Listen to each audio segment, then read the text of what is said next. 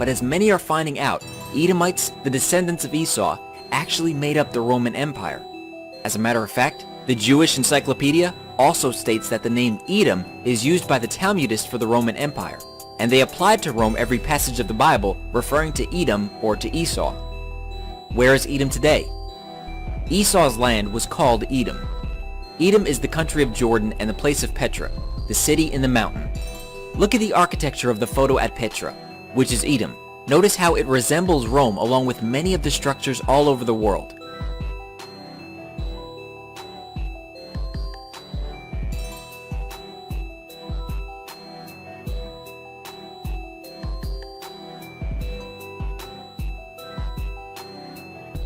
Our sports stadiums resemble the Colosseum. Even modern-day sports are in fact derived from Rome. European systems of government are set up like the early Roman Empire, having both Senate and the Republic, local government, and other things as well. Esau's descendants are called Edomites. Later, they're called Idumeans. Idumea or Edom in Hebrew was the region south of Judea, originally inhabited by the reputed descendants of Jacob's brother Esau. Edom was periodically subjected to Judea under David and Solomon the Maccabees, homeland of the house of Herod. There were no natural boundaries between Idumea and Judea, so the borders were always in flux. According to the Jewish Encyclopedia, 1925 edition, in 163 BC, Judas Maccabeus conquered the Edomite territory for a time. They, the Edomites, were again subdued by John Hyrcanus about 125 BC, by whom they were forced to observe Israelite rites and laws of the Torah. They were then incorporated with the tribe of Judah, and their country was called by the Greeks and Romans Idumea. With Antipater the Idumean began the Idumean dynasty that ruled over Judea till its conquest by the Romans. From this time, the Idumeans ceased to be a separate people. Therefore, Edom later became known as the Roman Empire. These kingdoms all branched off into other kingdoms such as Canada, America, Caucasus, Siberia, Central Asia, Sweden, Finland, Norway, Ireland, and maybe others. No, together these kingdoms all make up the rule of the entire world. Esau and his kingdoms, Edom, will be ruling at the end of the world, and Jacob will rule afterward in the millennium under the Messiah, Yeshua.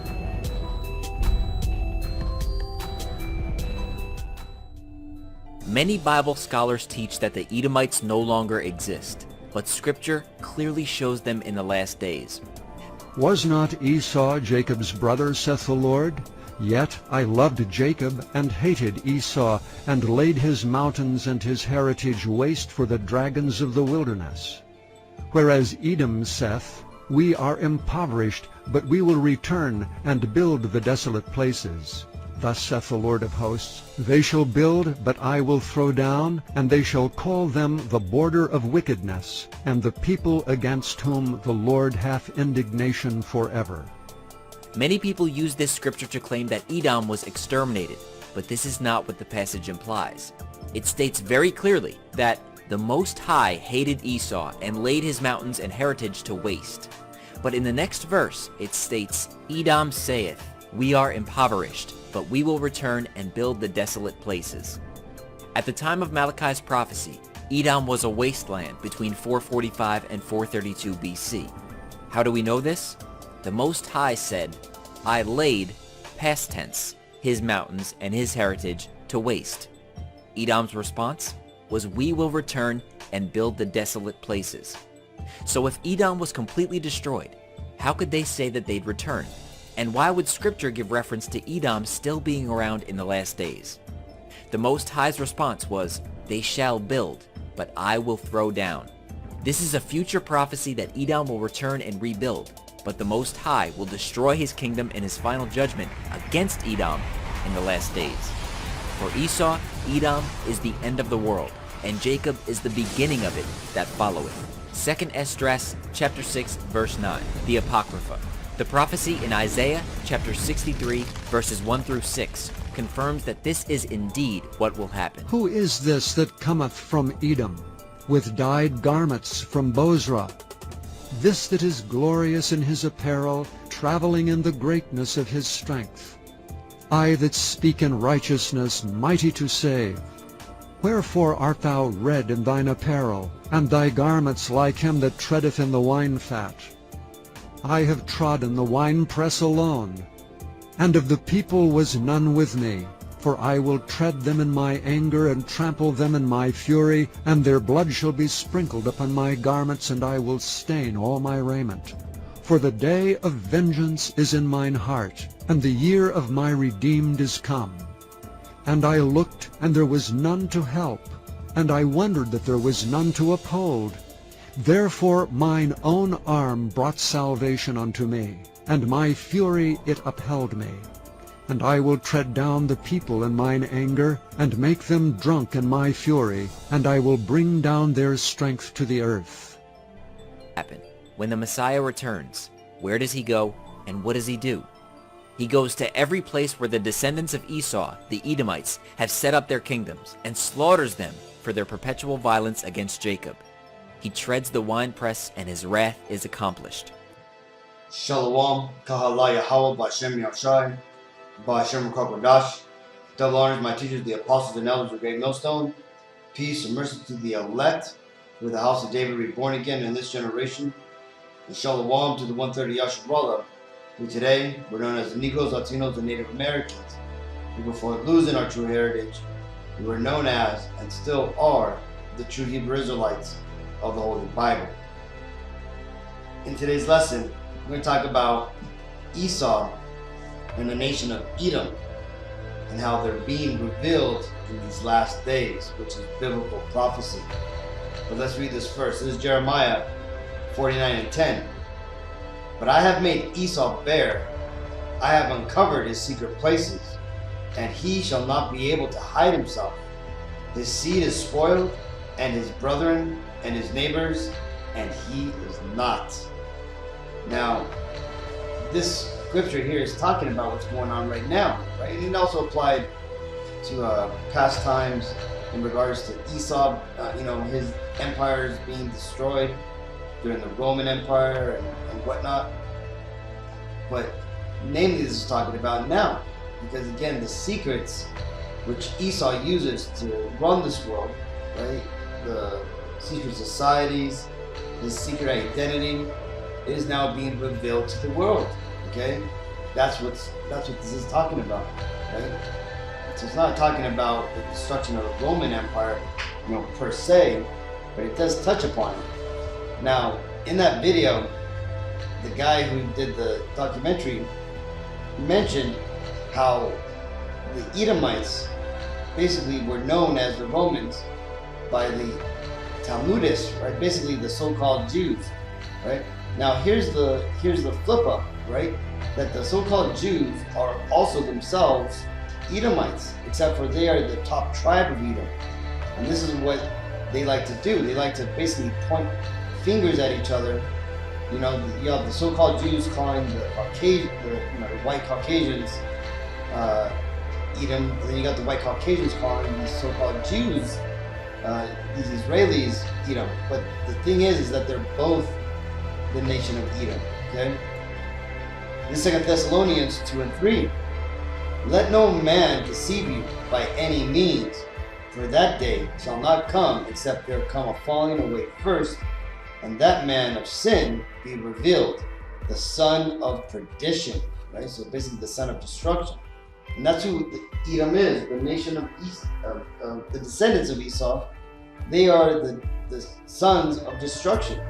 Okay, they are the ones who have ran this world into the ground, and as if you're paying attention to the news, they're the ones who are planning on bringing forward a hellish dystopian future, okay, to bring even more destruction.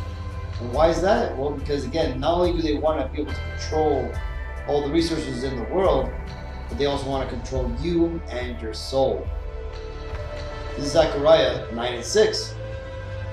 And a bastard shall dwell in Ashdod, and I will cut off the pride of the Philistines.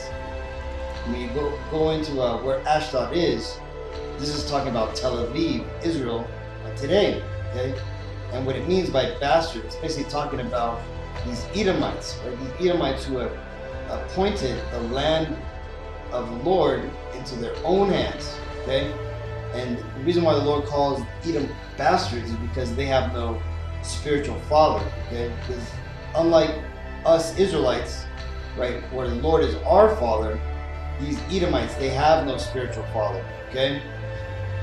Now, the thing about them, these Israelis who are in those land, you know, as you can see here in this video, this is one video out of many that just proves that these people that are dwelling in the land of Israel today are not the chosen people of the Bible. They are not the Israelites. And why is that? Well, because it tells you that when the Israelites will return back to Israel, that there will no more be war in the world, and that people will no longer learn war, right? But look what's going on there, man. You got the Palestinians shooting hundreds of rockets into Israel, and Israel's having to use their Iron Dome defense system to basically stop these missiles from falling down upon their heads. Okay, so this right here should be a clear sign to the people of the world that these are not your Israelites. But what has happened? There's been gross darkness put upon the whole world, right? And that gross darkness is what causes the spiritual blindness to these people, man, right? And that's because ultimately these people have I guess you would call it like a certain spell upon the masses of the world, right? And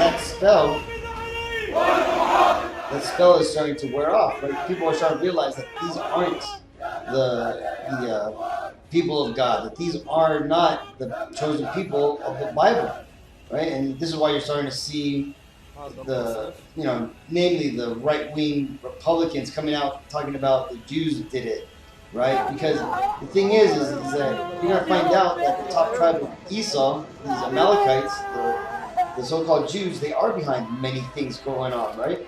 But they're, hand in hand with the rest of the tribe of Edom. It's just the thing is that the truth of world domination isn't for the masses, even the people of their own kin.